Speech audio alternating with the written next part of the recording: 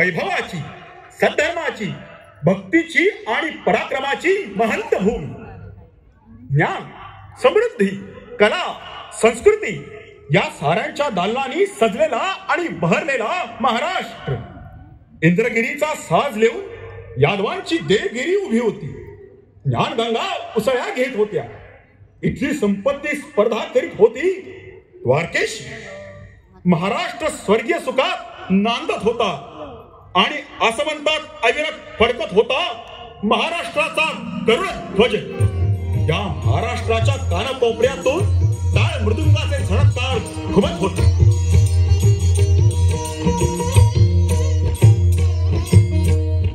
अधिरल्या पावलांनी पंढरीसी जाईन, अधिरल्या पावलांनी पंढरीसी जाईन, रूप पाहीन सावळे अवघा विठ्ठल गाईन. विठ्ठल विठ्ठल विठ्ठल विठ्ठल विठ्ठल विठ्ठल.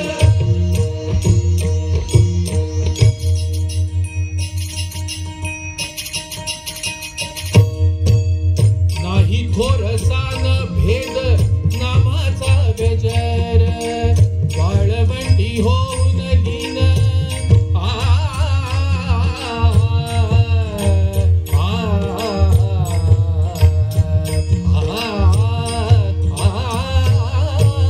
वाळवंटी होऊन लीन, माझे सर्वस्व वाहीन, माझे सर्वस्व वाहीन, अवघा विठ्ठल गाईन. विठ्ठल विठ्ठल विठ्ठल विठ्ठल विठ्ठल विठ्ठल विठ्ठल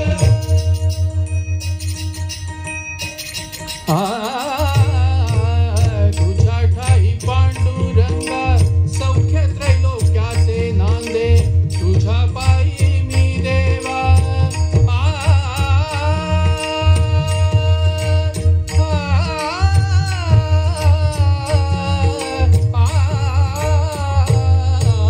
तुझ्या पायी मी देवा, वीट होऊन राहीन, वीट होऊन राहीन, अवघा विठ्ठल गाईन.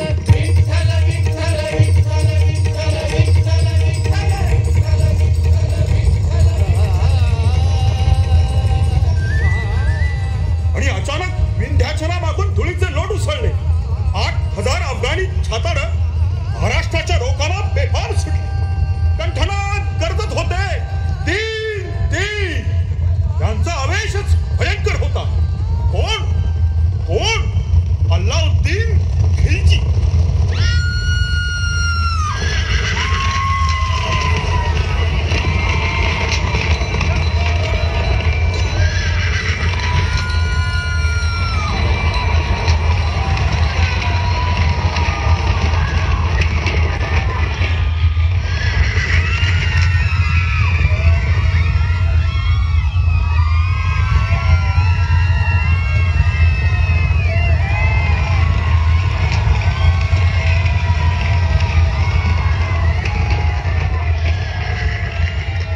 महाराष्ट्राची मसनवाट झाली.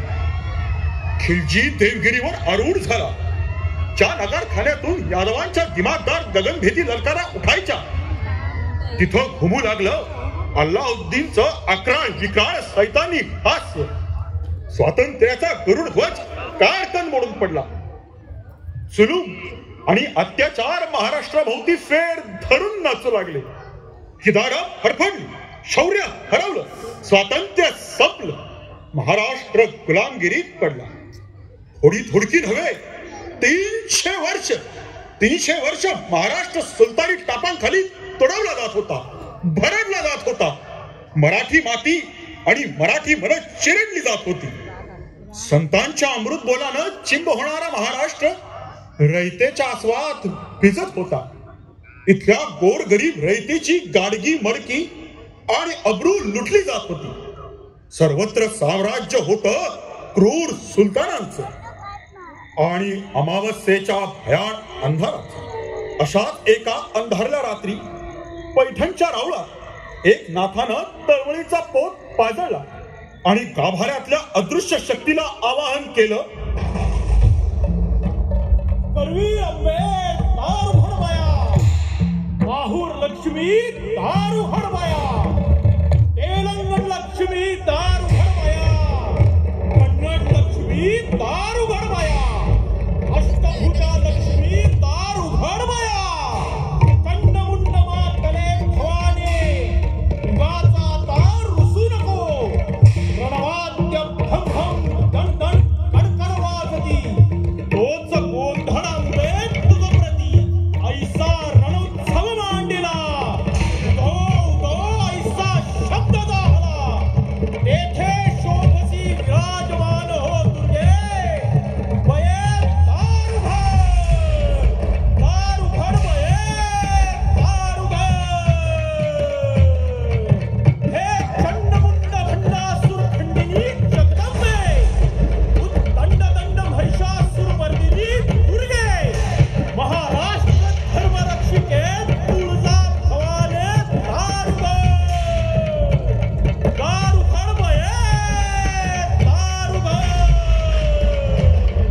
दारुघर दारुघर दारुघर.